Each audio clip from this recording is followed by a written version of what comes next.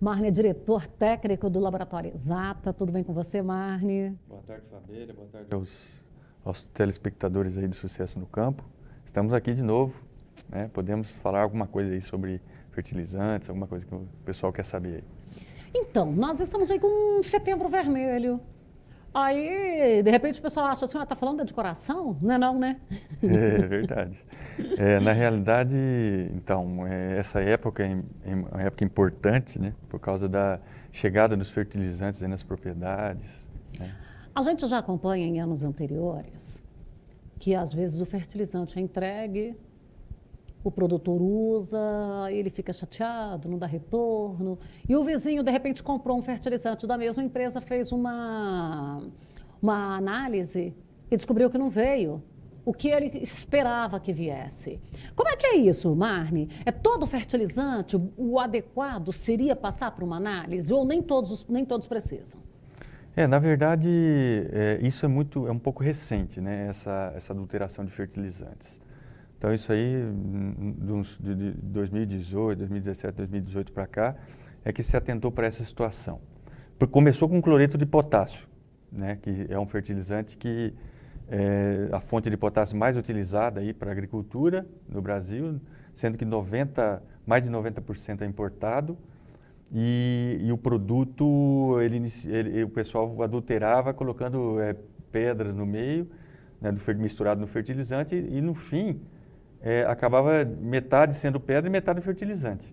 Então, quando o produtor levava para fazer a análise, não tinha metade daquilo que ele tinha pago para jogar na lavoura. Então, esse é um ponto que chamou a atenção nessa época. Depois se espalhou para outros fertilizantes.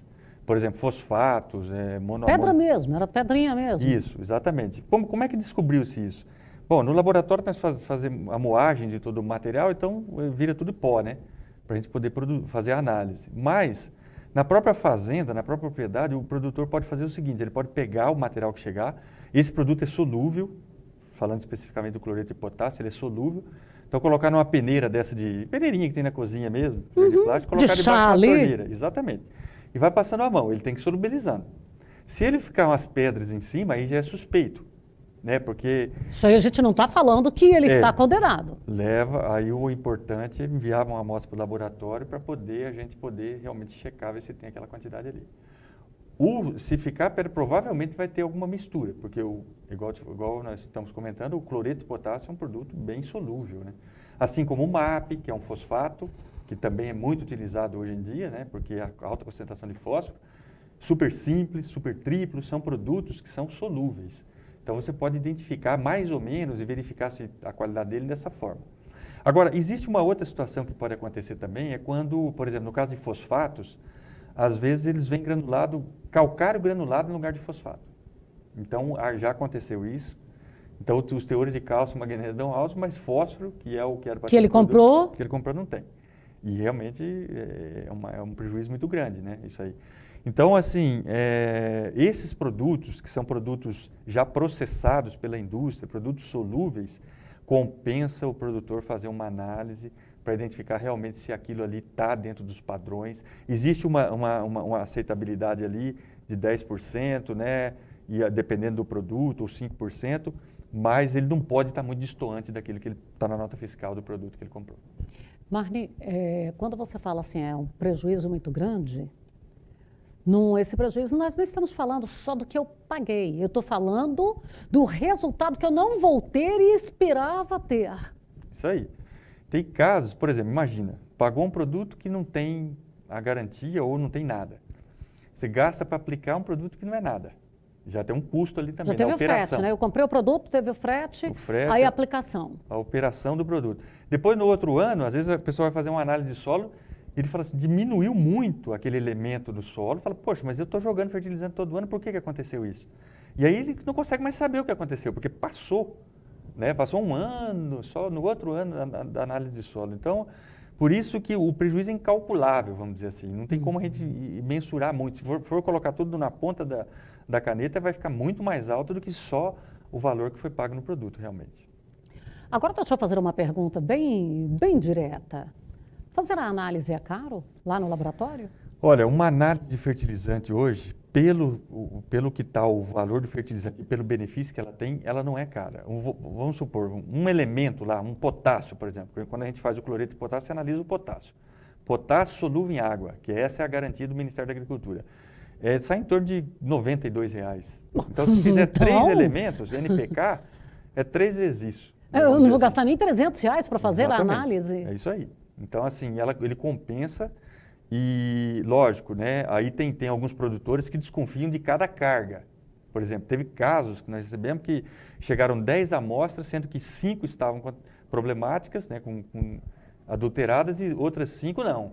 Então, assim, aí já fica mais difícil o controle, porque, às vezes, essa adulteração ela é feita, muitas vezes, nem o produtor não fica sabendo, e muito menos quem está vendendo também. Então, às vezes, é uma adulteração. Às vezes, os dois são vítimas. Exatamente, todo mundo é vítima da situação. Então, assim... Essas adulterações, elas podem ocorrer lá no porto? Olha, eu acho um pouco mais difícil se ocorrer nessa situação aí, no porto. Mas no transporte é mais fácil, eu acho, assim, quando vai sendo transportado o produto. Hoje o produto é vendido em bag, né, de 1 tonelada. Então, assim, esses bags é muito fácil pegar um guincho e trocar eles por bag adulterado, por exemplo, dentro de um caminhão. Né? Hoje seria fácil isso aí. Antigamente, quando o adubo era vendido em saco de 50 quilos, era mais difícil descarregar um caminhão, uma carreta, por exemplo, e encher de novo, né? Lógico, a logística dava muito trabalho, hoje essa logística está fácil. Hoje é muito, né? Pega um guincho lá, você descarrega uma carreta dessa facinho. Outra coisa é que hoje os produtos vêm lacrados, os bags e tudo, mas mesmo assim, o pessoal que dá adultério, eles estão só pensando nisso. Eles estão prontos para fazer. Eles não estão trabalhando e pensando nisso de vez em quando, não. É pensando em como vai trabalhar para dar o desfalque. O trabalho deles é só isso, identificar como fazer o golpe mais perfeito. Mais perfeito. E ali na hora de coletar essa amostra, porque a gente sabe que tem ali alguns, eu vou falar aqui de um modo bem leigo, tem uns equipamentos assim que finca lá e traz ali tirando do miolo, um pouco mais do meio, para ele tirar. Seria desta forma também, para ele fazer a coleta da amostra, ou descarrega e depois ele verifica? O ideal é que tenha um chamado calador. Esse calador, ele é um calador fechado, colocar em diagonal dentro do bag, abrir ele, enche, depois fecha e puxa. Aí você pega fertilizante de toda a área de embaixo ou de cima, né? Então é uma amostra mais homogênea. Só que é difícil, às vezes, a pessoa ter isso na fazenda. Mas o calador também é um equipamento barato, não é? Também é um equipamento barato. Se, por exemplo, dependendo da propriedade, é lógico que seria o ideal já você ter um material desse. Ter lá, aquilo ali vira uso cotidiano. É uma ferramenta como uma outra ferramenta da fazenda. E aí sim a gente você pode coletar uma amostra que seja uma amostra perfeita. Por que isso? Existem casos em que a pessoa coletou por cima e o produto estava por baixo, que estava adulterado. Ele estava diferente. Tinha só uma camada por cima, assim, que estava o produto corretamente. Para baixo estava o produto adulterado. Também tem esses casos aí que né, o pessoal que está adulterando, eles trabalham, igual você falou, né? Tentando fazer o crime mais perfeito possível. E existem casos também em que acontece o contrário, né? Que às vezes uma parte a pessoa fala, não, vou coletar lá embaixo. Mas o problema realmente é embaixo está o produto bom, né? Que está e em cima está adulterado. Então, assim, temos que tomar cuidado com esse tipo de coleta da amostra. É muito importante isso. E ali também, na hora de fazer essa amostra inicial, que você falou que ele pode fazer lá com a peneirinha, também ali ele pode pegar um pouco ali, se ele tem o calador, isso vai facilitar para ele pegar. Facilitar. E aí, isso aí na própria propriedade, porque às vezes a carga tem que ser descarregada rapidamente. E o laboratório demora aí para fazer um pouco a análise. Demora uns 4 dias para entregar um resultado de análise, às vezes. Então, não dá tempo dele trazer da fazenda até o laboratório, esperar o resultado, a pessoa quer descarregar. Então, rapidamente você pode fazer para ter uma noção. Opa, esse aqui está suspeito, agora eu vou mandar para o laboratório esperar. Né? Então, dá para ter uma noção de como que o produto, ele fisicamente, ele dá para notar assim, que ele está um pouco suspeito. Né? Então, tem jeito de verificar-se isso. Então, por isso que é muito importante o produtor fazer esse teste aí na fazenda. Mas ele está visível, está parecendo demais aqui, ó, o aspecto dele está idêntico. A gente viu muito isso ano passado, que parece que dava até um colorimento a essas pedras. Sim. Na verdade, Fabíola, por exemplo, no caso, vamos pegar o cloreto de potássio, ele é vermelho, né? Ele tem uma coloração vermelha. Mas tem ele branco, tem ele menos vermelho, e não quer dizer que ele está cloreto de potássio com 60% de K2O. Só que a cor, ela pode ser tanto do vermelho intenso até para o lado de branco. Então, assim, só que o que você falou é certo. Essas pedrinhas, que muitas vezes são misturadas, elas são coloridas, tingidas lá junto com o produto. Então, você não tem como diferenciar ali, né? Só quando vai molhar a mesa que começa a lavar. Então, aí a pessoa começa a perceber que ele não está tendo o produto que ele vai aplicar. Está jogando pedra, imagina. Distribuindo pedra como fertilizante, como se fosse fertilizante. Quer dizer, realmente é muito problemático isso daí. Tem outros fertilizantes ali que ele pode estar recebendo na propriedade e fazer análise também, Sim. além do cloreto de potássio? Tem. Por exemplo, no caso dos fosfatos, que são também solúveis, como o MAP, super simples, super triplo, são produtos solúveis, então dá para fazer o mesmo teste, né? Ele tem que solubilizar. Formulados, que é aquele que já vem misturado, né? Por exemplo, a pessoa lá compra 2, 20, 18, né? Que é 2 de nitrogênio, 20 de fósforo e 18 de potássio. Quer dizer, esses formulados também tem condição de a gente analisar, são formulados com produtos solúveis também. Agora, quando você trabalha com outros tipos de fertilizantes, hoje se usa muitos materiais como fertilizantes, substituindo fertilizantes, produtos que não são solúveis até.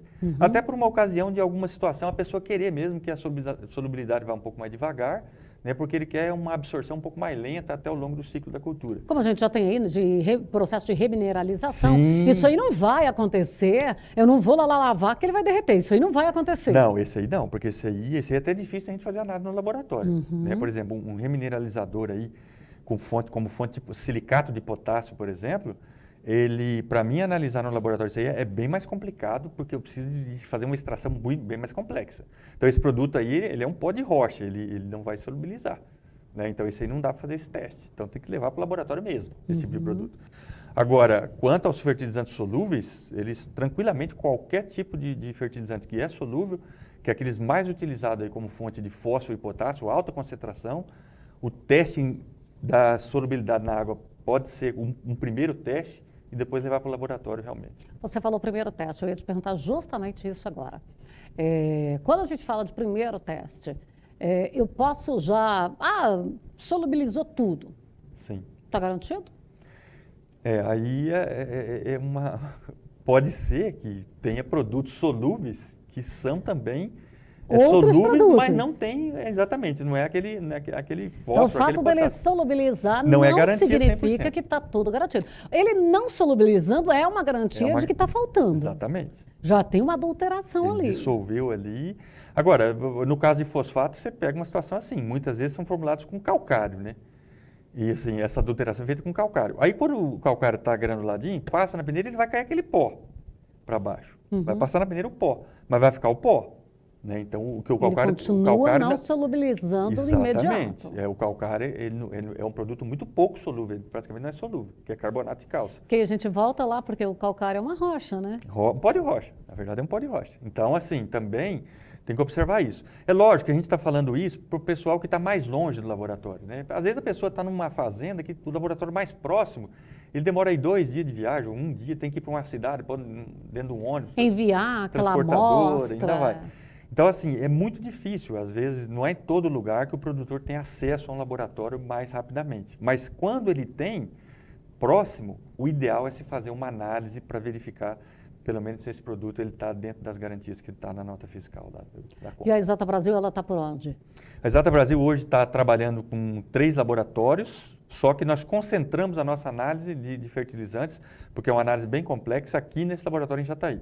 Só que se o produtor, por exemplo, deixar no laboratório da Bahia ou no laboratório do Chapadão do Sul, no Mato Grosso do Sul, prontamente é encaminhado para nós aqui. Então, também pode ser um local de recebimento. Dentro de 1 dia, nós já temos transporte que dá para deixar. Além da questão de equipamento, isso precisa de pessoal técnico também, com conhecimento diferenciado? Sim. Às vezes o produtor pode pensar, poxa, mas uma análise de solo é bem mais barata do que uma análise de fertilizante, bem mais, né, se for comparar os nutrientes todos ali. Mas é justamente por causa disso que você comentou. Hoje, para fazer uma análise de fertilizante, temos que... o processo é bem mais complexo ali. Né? Nós temos que fazer em duplicatas, precisa do pessoal especializado, equipamentos calibrados, para a gente podermos ter um resultado realmente, com pouca variação. Né? Então, e já na análise de solo, nós fazemos um teor extraível, né? Não é um teor total. Então a gente passa por um extrator, depois tira e analisa todos os elementos de uma vez. No caso do fertilizante, cada elemento tem uma extração. O potássio é de um jeito, o fósforo é de um jeito, o nitrogênio é de outro. Então cada elemento é uma extração diferente, por isso que a análise fica um pouco mais demorada e um pouco mais cara talvez. E tem regiões diferentes, com necessidades diferentes, ou ali é tudo no mesmo padrão? Hoje no Brasil, praticamente as fontes de fertilizantes utilizadas são praticamente as mesmas, né, em todas as regiões. Então, assim, nós temos muita utilização aí para o pessoal ganhar em termos de frete e tempo também de aplicação, utiliza-se muito MAP e cloreto de potássio como fonte de potássio. E MAP como fonte de fósforo, né? No caso da soja, por exemplo, não precisa jogar nitrogênio, praticamente não se joga, faz anodulação. Então, esses dois fertilizantes são os mais utilizados. Então, a atenção maior fica aí por dentro desses fertilizantes. Mas nós temos outras situações. Por exemplo, você falou aí de remineralizador, em determinadas regiões que tem já a moagem do pó de rocha, o pessoal tem utilizado muito, né? Lembrando que pó de rocha não é um fertilizante. É uma diferença que a gente tem que colocar para o produtor. Tudo bem, você pode falar, pô, eu quero colocar o pó de rocha substituindo o cloreto de potássio. Se você tiver com potássio alto no solo, tiver já uma fertilidade montada ali, beleza. Mas substituir, assim, tirar um e usar o outro diretamente, tem que ter muito cuidado com isso. Então, mais assim, os técnicos que estão hoje, tanto trabalhando com pó de rocha, quanto trabalhando com fertilizantes solúveis, eles já têm essa informação e passam para o produtor isso daí. Mas, em determinadas regiões, por exemplo, o gesso. O gesso é um subproduto da produção do fosfato. Então, tem região que ele está bem mais barato, é mais fácil, porque né, a produtora de fosfato está ali, fica mais fácil levar.